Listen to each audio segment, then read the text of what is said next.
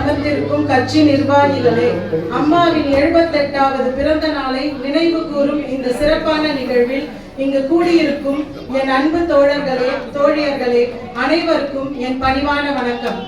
ஒரு சமூகத்தின் வளர்ச்சியை அளவிடணும்னா அந்த சமூகத்தில் பெண்கள் எந்த நிலையில் இருக்காங்கன்னு பார்ப்பதுதான் சரியான அளவுகோல் என்ற கருத்திற்கேற்ப இன்று நான் பேச போற தலைப்பு சமுதாய வளர்ச்சியில் மகளிரின் பங்கு.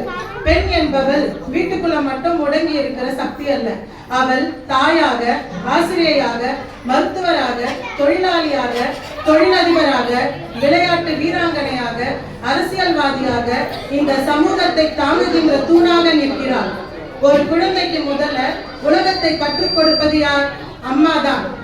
அதனாலதான் நாம உறுதியா சொல்றோம், பெண் உயர்ந்தால் குடும்பம் உயரும், குடும்பம் உயர்ந்தால் சமூகம் உயரும். ஆனா மாண்புமிகு பெருமக்களே, இந்த உயரத்தை அடைய ஒரு பெண் எவ்வளவு கஷ்டப்படுறாங்கன்னு நாம உண்மையிலே யோசிச்சிருக்கோமா? இன்றைக்கும் பெண்களான நாம் இந்த விழாவிற்கு வருவது கூட ஒரு சிறிய போராட்டம் தான். வீட்டில் எல்லா வேலையும் முடிச்சுட்டு குழந்தைக்கான தேவைகள், குடும்பத்திற்கு உணவு, எல்லாரோட பொறுப்புகளையும் முடிச்ச பிறகுதான் நமக்கான நேரமே தொடங்குது. இந்த நிலையில் தான் இன்னும் பல பெண்கள் இருக்காங்க. அடுப்பூதும் பெண்களுக்கு படிப்பதற்கு என்ற சொன்ன நிலையில் இன்றைய பெண்கள் பல பிரிவுகளில் சாதனையாளர்களாக இருக்கிறார்கள். அதனால் தான் உறுதியா சொல்ற, பெண் உயர்ந்தால் குடும்பம் உயர்கிறது, குடும்பம் உயர்ந்தால் சமூகமே உயர்கிறது.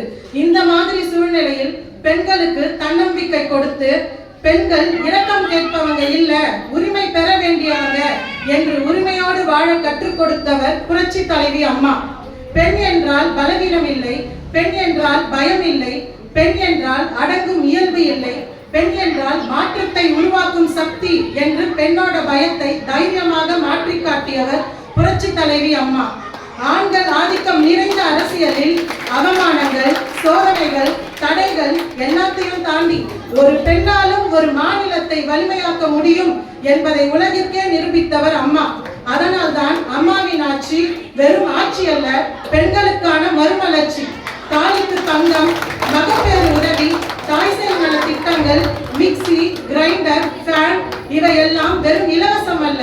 பெண்ணின் உழைப்புக்கு மரியாதை, பெண்ணின் நேரத்திற்கு மதிப்பு, பெண்ணின் வாழ்க்கைக்கு பாதுகாப்பு.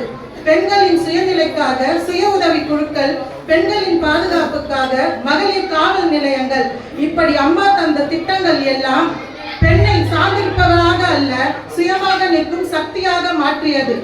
உதாரணமாக, ஒரு பெண் ஆசிரியையாக மாணவர்களின் எதிர்காலத்தை உருவாக்குகிறாள், மருத்துவராக மனித உயிர்களை காப்பாற்றுகிறாள், காவலராக சமூகத்திற்கு பாதுகாப்பாக நிற்கிறார். இதற்கு பல பெண்களே சாட்சி. டாக்டர் முத்துலட்சுமி ரெட்டி முதல் பெண் மருத்துவர். கல்பனா சாவ்லா விண்வெளியை தொட்டு பெண்களின் கனவிற்கு எல்லை இல்லை என்று காட்டியவர். விளையாட்டில் மேரி கோம், PV சிந்து, அரசியலில் புரட்சி தலைவி அம்மா. பெண் தலைமை நாட்டை உயர்த்தும் என்று காட்டியவர். இதெல்லாம் என்ன சொல்கிறது? பெண் என்பவள் வீட்டுக்கு மட்டுமல்ல, தேசத்தின் வளர்ச்சிக்கே ஒரு தூண். பெண் முன்னேறினால்தான் சமுதாயம் முன்னேறும். பெண் தன்னம்பிக்கை கொண்டால்தான் நாடு தலை நிமிரும். இன்றைய அம்மாவின் பிறந்த நாளில் நாம் எடுத்துக்கொள்ள வேண்டிய உறுதி, பெண் கல்வி பெற வேண்டும், பெண் தன்னம்பிக்கை பெற வேண்டும், பெண் தலைமை பெற வேண்டும். இறுதியாக, மக்களால் நான், மக்களுக்காக நான் என்று வாழ்ந்து இருந்தாலும் மறைந்தாலும் என் பெயர் மக்கள் மனதில் வாழ வேண்டும் என்று வாழ்ந்த புரட்சி தலைவி அம்மாவை நினைவு கூறும் இந்த நாளில், நான் இருந்த இடத்தில் என்னை தேடாதீர்கள், நான் வாழ்ந்த மக்களின் மனதில் என்னை தேடுங்கள் என்று சொல்லி மக்கள் மனதில் என்றும் வாழும் புரட்சி தலைவர் எம்ஜிஆர் அவர்கள் காட்டிய வழியில் மக்கள் சேவையை வாழ்க்கையாக்கி பெண்களின் உரிமையை ஆட்சியாக மாற்றிய புரட்சி தலைவி அம்மா வாழ்க. அவர்களின் வழியில் நாம் வெல்வோம் தமிழ்நாடு, வாழ்க தமிழ்நாடு.